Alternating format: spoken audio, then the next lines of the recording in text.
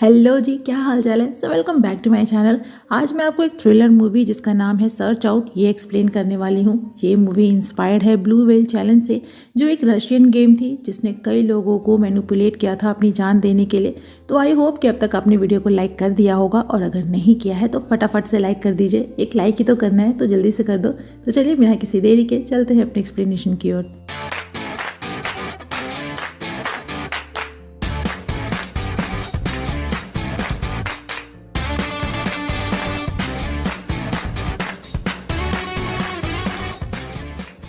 Movie की शुरुआत में देखते हैं एक आदमी को जो सोशल मीडिया के थ्रू लोगों के साथ एक गेम खेलता है जिसमें वो उन्हें कुछ टास्क करने को देता है। यहाँ से सीन कट करके जुंग नाम के एक लड़के पे आती है जो ग्रेजुएट हो चुका है और अब अपने लिए एक जॉब ढूंढ रहा है, पर फिलहाल एक स्टोर में पार्ट टाइम जॉब करता है और सोशल मीडिया पे लोगों की हेल्प करता है, जैसे किसी के काम को प्रमोट करना, उनकी पब्लिसिटी करना या बाकी उनके किसी काम में हेल्प कर देना। यानी कि एक जिनी है जो लोगों की विशेष को पूरी करता है। जुंग का एक फ्रेंड है चोई, जो एक पुलिस ऑफिसर बनना चाहता है और कई सालों से ट्राई कर रहा है, यहाँ तक कि इसके लिए कई ज्योतिषियों से भी हेल्प ले चुका है, पर फिलहाल सक्सेस से बहुत दूर है। ये दोनों जिस गेस्ट हाउस में रहते हैं वहाँ मिंजी नाम की एक 20 साल की लड़की भी रहती है, जो एक एंटरटेनमेंट एजेंसी में एक ट्रेनी है और एक फेमस आइडल बनना चाहती है। दोनों उसे अच्छे से तो नहीं जानते, पर सेम बिल्डिंग में होने के कारण थोड़ी बहुत हाई हेलो हो जाती है। एक रात मिंजी को सोशल मीडिया पे एरिस्टिगल नाम के एक यूजर से मैसेज रिसीव होता है, जो उससे उसकी लाइफ की मीनिंग पूछता है, जिसे वो रिप्लाई देती है कि वो अपना ड्रीम अचीव करना चाहती है।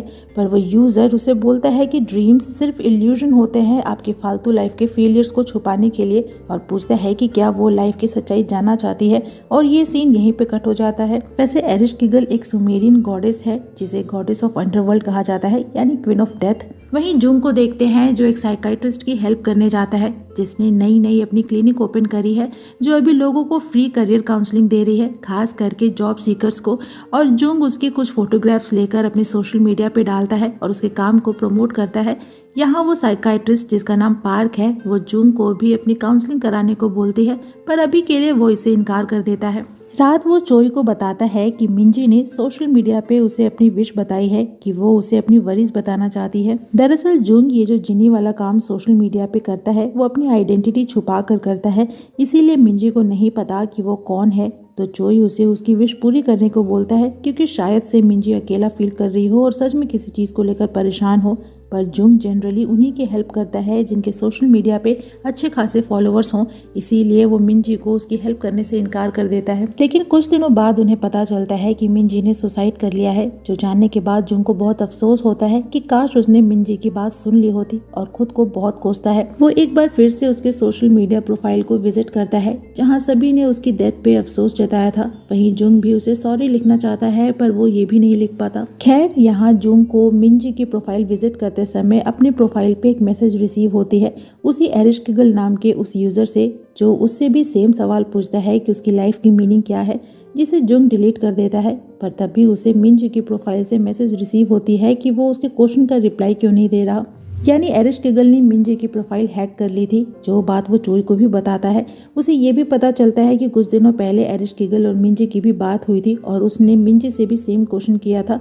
तो जुंग एरिस्टिगल को रिप्लाई देता है और पूछता है कि वो कौन है और क्या उसी ने मिंजी को मारा है, जिस पे एरिस्टिगल इनकार करता है और बोलता है कि वो मिंजी के साथ बस एक टाइम फ्रेम में था और कुछ भी नहीं, और कहता है कि अगर उसे भी सेफ रहना है तो क्वीन ऑफ डेथ की हर बात माने। जिससे जुंग और चोई ये तो समझ जाते हैं कि मिंजी की डेथ कोई नॉर्मल सुसाइड नहीं है, बल्कि ये एक मर्डर है।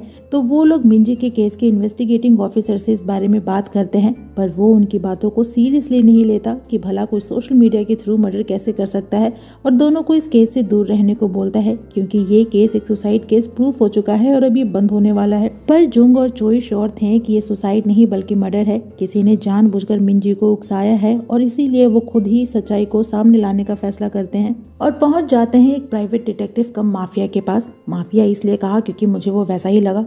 खैर, वो डिटेक्टिव उसे अपने जूनियर मिस किम से मिलवाता है, जो एक हैकर है जो उनकी एरिस्टिगल तक पहुंचने में हेल्प करेगी। पर एरिस्टिगल कोई साधारण इंसान नहीं था और इस वजह से किम उसके आईपी एड्रेस तक भी नहीं पहुंच पाती।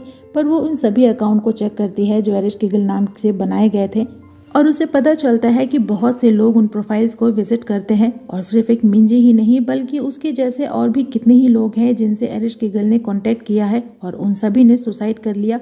यानी जुंग और चोई का डाउट बिल्कुल सही था। एरिश कीगल लोगों को सुसाइड करने के लिए मैनिपुलेट करता है। वहीं दूर से एक आदमी को देखते हैं जो उन पे नजरें रखे हुए था और छुपकर उनकी फोटोज ले रहा था। और अगले दिन भी जब जुंग और चोई उन विक्टिम्स के घरों को विजिट करते हैं जिन्होंने एरिश कीगल की वजह से अपनी जान दी थी, तब भी वो आदमी उनका पीछा कर रहा था। जो चीज चोई नोटिस कर लेता है, पर उसका पीछा करने पर भी वो उसे नहीं पकड़ पाते।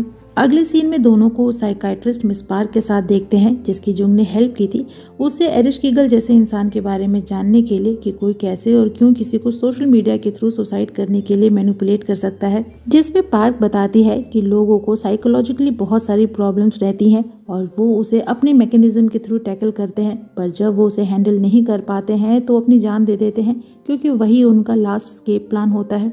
और जब लोग रियलिटी को एक्सेप्ट नहीं करते तो लाइफ को और हार्ड बना लेते हैं और ऐसे लोग जो इसे समझते हैं वो दूसरों को मैनिपुलेट भी कर सकते हैं। तो इसीलिए ऐसे लोगों से मेंटली अनस्टेबल लोगों को दूर रहना चाहिए और वो उन दोनों को भी इन सब से दूर रहने और अपना काम करने की सलाह देती है। पर फिर भी दोनों इस केस को नहीं छोड़ते और अगले दिन एक सोशल मीडिया इन्फ्लुएंसर के पास पहुंचते हैं जो जुंग का दोस्त भी है और उससे हेल्प मांगते हैं कि वो अपनी वीडियोस के थ्रू लोगों को एरिश कीगल के बारे में आगाह करे और उन्हें ये बताए कि वो उसे दूर रहे और उसकी बातों पर ध्यान न दे। वहीं जुंग अभी भी कहीं न कहीं खुद को मिंजी की डेथ का जिम्मेदार मानता है, पर चोई उसे समझाता है कि इसमें उसकी कोई गलती नहीं है और वो लोग मिलकर उसकी मौत की सच्चाई दुनिया के सामने लाएंगे। अगले सीन में वो किम के पास आते हैं और उससे भी एरिश कीगल ने कांटेक्ट किया था और सेम क्वेश्चन पूछा था कि उसकी लाइफ की मीनिंग क्या है, जिससे कि किम समझ जाती है कि कोई उन्हें फॉलो कर रहा है और वो अभी भी उनके आसपास ही मौजूद है। तो उसे पकड़ने के लिए एक प्लान बनाती है और उसका ध्यान भटकाने के लिए वो एरिश कीगल को रिप्लाई देने लगती है। और इसी बीच में जुंग और चोई छत पर आ जाते हैं और दूर एक बिल्डिंग पर एक आदमी को कैमरा के साथ देख लेते हैं। और जैसे ही ये बात वो किम को बताते हैं, किम एक सुपर वुमन की तरह आती है और उस आदमी को इलेक्ट्रिक ट्रीजर से शॉक देकर बेहोश कर देती है। बाद में जब वो उसके कैमरा को चेक करती है तो उसके कैमरा में उन्हें कुछ खास नहीं मिलता और बहुत पूछने पर वो आदमी बताता है कि वो एरिश कीगल नहीं है और ना ही वो उसे जानता है। वो बस सोशल मीडिया पे उससे बातें किया करता था, जो शांति से उसकी हर बात सुनता था। पर एक दिन उसने उसे धमकी देनी शुरू की कि वो उसके हर टास्क को कंप्लीट करे वरना वो उसके सीक्रेट्स ऑनलाइन सभी को बता देगा। जिसके बाद उसने पुलिस कंप्लेंट करने की सोची, पर इस डर से कि कहीं लोगों को उसके सीक्रेट्स न पता चल जाए उसने टास्क कंप्लीट करने की सोची। और वैसे भी वो टास्क इजी था क्योंकि उसे बस एक लड़की को दिन रात फॉलो करना था। लेकिन एक दिन उसे पता चलता है कि उस लड़की की डेथ हो गई है, पर फिर भी उसने टास्क करने बंद नहीं किए क्योंकि अब उसे इसमें मजा आने लगा था। उसे लोगों की प्राइवेट लाइफ में देखना एक गेम की तरह फील होने लगा था, जिस पे चोई गुस्से में उसे मारना चाहता है। पर वो आदमी बोलता है कि ये सब कुछ रोकने से भी नहीं रुकेगा क्योंकि सोशल मीडिया पे लोग जो देखते हैं वो सच्चाई नहीं होती। सोशल मीडिया के पीछे भी एक दुनिया है जो लोग बाकी दुनिया से छुपाना चाहते हैं और उसे छुपाने के लिए वो किसी भी हद तक जा सकते हैं और लोग उन्हें यूज कर सकते हैं। और ये बात तो सच है क्योंकि सोशल मीडिया पे हम लोगों की लाइफ का एक 16:9 या 9:16 का फ्रेम ही देख पाते हैं और इसी को सच्चाई मान लेते हैं, जबकि इस फ्रेम के बाकी पार्ट में क्या हो रहा होता है हम इस पे ध्यान भी नहीं देते। खैर, अगले दिन मिंजी के केस का इन्वेस्टिगेटिंग ऑफिसर जुंग को कॉल करके बताता है कि उन्होंने रियल कल्प्रिट को पकड़ लिया है, तो अब से वो सोशल मीडिया पे उससे रिलेटेड पोस्ट डालना बंद करे और अपने काम से मतलब रखे। दरअसल पुलिस ने जिसे कल्प्रिट बताया है उसकी भी उन्हें डेड बॉडी मिली थी और वो social media game black Sunday का क्रिएटर था जो लोगों को उस गेम में कुछ टास्क करने को देता है और उस गेम का लास्ट टास्क खुद को खत्म करने का होता है। और उस इंसान ने खुद भी सुसाइड अटेम्प्ट किया था। और जब जुंग उसके बारे में न्यूज़ में पढ़ता है तो उसे मिस पार्क की बात याद आती है कि लोग कोई भी काम अपने किसी पॉइंट को प्रूव करने के लिए करते हैं। अगले सीन में उसे किम और चोई के साथ देखते हैं जिन्हें यकीन ही नहीं होता कि एरिश कीगल जैसा इंसान खुद सुसाइड कर सकता है। चोई को लगता है कि एरिश कीगल अकेला नहीं है बल्कि उसका एक गैंग है जो सोशल मीडिया के थ्रू लोगों को मारने का काम कर रही है। पर जुंग का पॉइंट था कि अब वो लोग इस केस में कुछ और नहीं कर सकते तो उन्हें अब यहीं रुक जाना चाहिए। अगले सीन में तीनों को ड्रिंक करते देखते हैं। वो सभी अपनी अपनी लाइफ के बारे में बातें करते हैं। किम बताती है कि पहले वो जहाँ जॉब करती थी वहाँ उसके बॉस के साथ उसकी लड़ाई हो गई, जिसके बाद उसे जॉब से निकाल दिया। बाद में उसने कई जगह जॉब पाने का ट्राई किया पर उसे कहीं भी नहीं मिला, जिस वजह से वो काफ़ी डिप्रेस रहने लगी और उसने ट्रीटमेंट भी कराई थी। उसके बाद उसने अपने पॉकेट मनी के लिए ये हैकर वाली जॉब कर ली। वहीं जुंग अपने और चोई को लेकर काफ़ी डिप्रेस था कि वो दोनों ही लाइफ में प्रोग्रेस नहीं कर पा रहे हैं। चोई सालों से एग्जाम दे रहा है पर हर बार फेल हो जाता है और वो खुद भी खुद के लिए एक प्रॉपर जॉब नहीं ढूंढ पा रहा। वहीं चोई भी अपनी लाइफ को लेकर वरीड था, पर उसे अभी भी लगता है कि पहले उन्हें एरिश कीगल के केस को लेकर वरी करना चाहिए और विक्टिम्स को जस्टिस दिलाना चाहिए। और ऐसा नहीं था कि जुंग जस्टिस नहीं चाहता था, पर अभी वो मेंटली बहुत डिस्टर्ब चल रहा था। उसे रह रहकर मिस पार्क की बातें याद आ रही थी जो उसने एरिश कीगल को लेकर कही थी कि वो काफी इंटेलिजेंट है और उसे पकड़े जाने का कोई डर नहीं है। वो या तो अपने किसी पॉइंट को प्रूव करना चाहता है या उससे अपना बदला लेना चाहता है। तभी उसने उसके मैसेज का रिप्लाई भी किया था और हो सकता है कि एरिश कीगल उसका कोई आसपास का करीबी इंसान हो। नेक्स्ट डे किम को उसके बॉस से एरिश कीगल के आईपी एड्रेस के ट्रेसेस मिलते हैं और वो भी उससे बातें करना चालू कर देती है, इस उम्मीद में कि शायद वो उस तक पहुंच सके। वहीं जुंग और चोई को पता चलता है कि एरिश कीगल आने वाले थर्सडे को लाइव स्ट्रीम करने वाला है, जो एक डेंजरस न्यूज़ थी क्योंकि वो टीनएजर्स में काफ़ी फेमस है और अगर वो लाइव स्ट्रीमिंग करता है तो जाने और कितने लोगों को सुसाइड करने के लिए मैनिपुलेट कर सकेगा। और जब दोनों इस बारे में बात करने के लिए किम के पास आते हैं तो वहाँ उसने भी सुसाइड अटेम्प्ट करने की कोशिश की थी और उसके सिस्टम पे भी एरिश कीगल का मैसेज देखते हैं कि लाइफ सिर्फ एक रेस है और डेथ इसका एंड पॉइंट है। जिसके बाद चोई सीधा उस सोशल मीडिया इन्फ्लुएंसर के पास चला आता है जिसने पहले भी उनकी हेल्प की थी, जो तब ऑनलाइन स्ट्रीमिंग कर रहा था। और चोई भी लाइव जाकर एरिश कीगल को फेस टू फेस फाइट करने का चैलेंज कर देता है। इधर जुंग को वो कैमरा वाला आदमी वार्न करता है कि वो एरिश कीगल से दूर रहे क्योंकि वो अकेला नहीं है बल्कि उसके और भी मेंबर्स हैं और इसीलिए किसी एक के खत्म होने के बाद भी दूसरा एरिश कीगल सामने आता है और लोगों को मैनिपुलेट करता है। और इन सब का जो बॉस है यानी रियल एरिश कीगल, वो सभी को अपने सोर्सेज के थ्रू कंट्रोल में रखता है। रात चोई को एरिश कीगल का मैसेज आता है और वो उससे बात करना चालू कर देता है जिससे कि उसे एरिश कीगल का आईपी एड्रेस मिल जाता है। पर एरिश कीगल उसे भी मैनिपुलेट करता है और उससे कुछ पर्सनल क्वेश्चंस पूछने लगता है, जिस चक्कर में चोई भी फंस जाता है और उसकी बातों से इन्फ्लुएंस होने लगता है और वो भी एरिश कीगल के दिए हुए टास्क को कंप्लीट करने लगता है, जैसे कि डार्क संडे नाम का एक म्यूजिक सुनना जो एरिश कीगल ने ही उसे सेंड किया था, अपनी लाइफ के फेलियर्स के बारे में सोचना, लोगों से 24 घंटे कोई कांटेक्ट न रखना, खुद से खुद की सबसे दर्दनाक इंसिडेंट के बारे में बातें करना वगैरह वगैरह। वैसे डार्क संडे गाना भी रियल लाइफ में काफ़ी कंट्रोवर्शियल था और कहा जाता है कि इस गाने को सुनने के बाद बहुत सारे लोगों ने सुसाइड अटेम्प्ट किया था। और चोई भी उस डार्क संडे म्यूजिक को सुनने के बाद जैसे खुद से खुद का कंट्रोल खो बैठा था। ऐसा लगता था जैसे वो किसी और के इशारों पे चल रहा हो। पर इससे पहले कि वो एरिश कीगल के दिए लास्ट टास्क को कंप्लीट करता, जुंग आकर उसे होश में लाता है। अगले सीन में जुंग किम से मिलने हॉस्पिटल आता है, जो उसे बताती है कि एरिश कीगल बहुत ही स्ट्रांग है, यहाँ तक कि वो भी उसकी बातों में आ गई और सही गलत और लाइफ के पर्पस जैसी बातों में खुद को खो बैठी।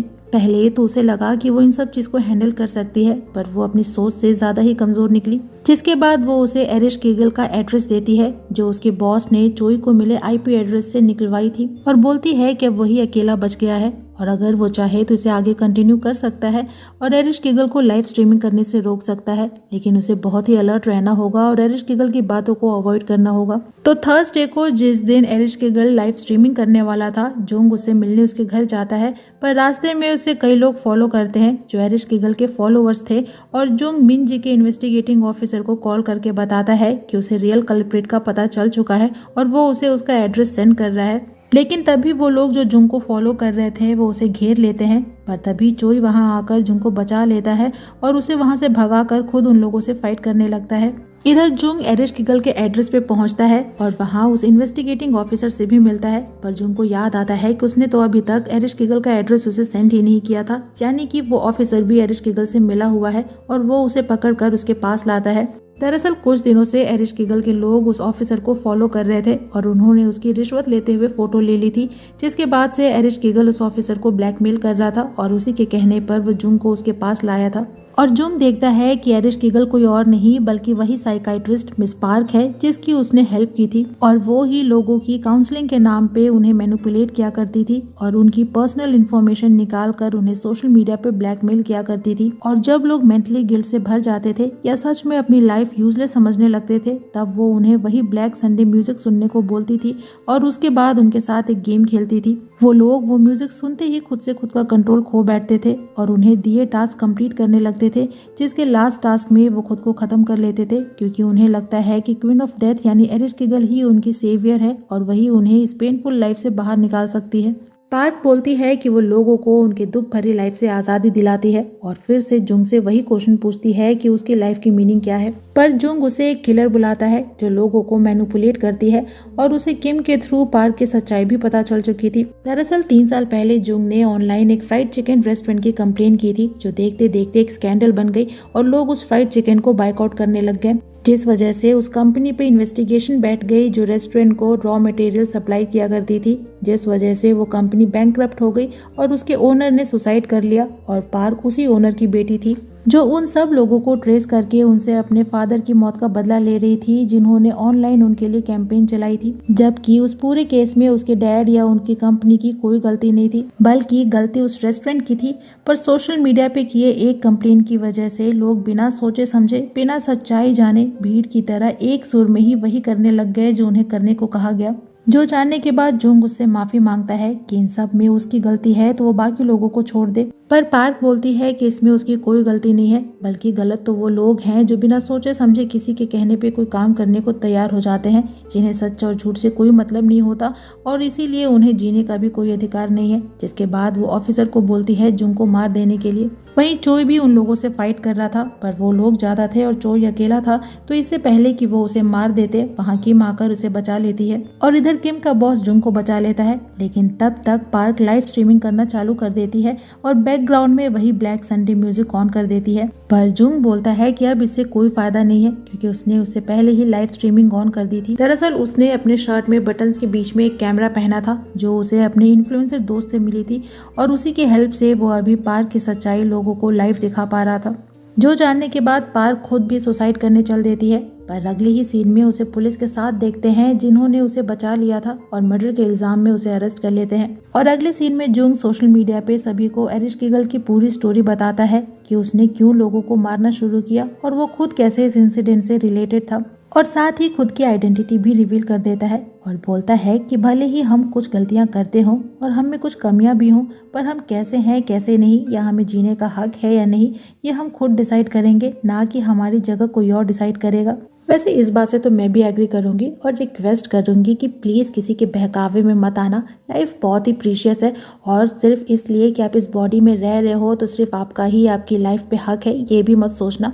आपके आसपास ही ऐसे बहुत से लोग होंगे जो आप पे डिपेंडेंट होंगे, जो आप पे अपना हक समझते होंगे, और उन सब में सबसे खास है आपके पेरेंट्स। तो इसीलिए इतनी आसानी से सेल्फिश मत बनना और कभी भी कोई गलत कदम मत उठाना। तो इसी के साथ ये मूवी यहीं पे होती है खत्म। आपको मूवी कैसी लगी कमेंट सेक्शन में जरूर बताइएगा। वीडियो अच्छा लगे तो वीडियो को लाइक कीजिएगा, फ्रेंड्स के साथ शेयर कीजिएगा और मुझे इनकरेज करने के लिए मेरे चैनल को जरूर सब्सक्राइब कीजिएगा। मैं आपसे मिलूंगी नेक्स्ट वीडियो में नेक्स्ट एक्सप्लेनेशन के साथ। तब तक अपना खूब सारा ख्याल रखिए। सायोनारा।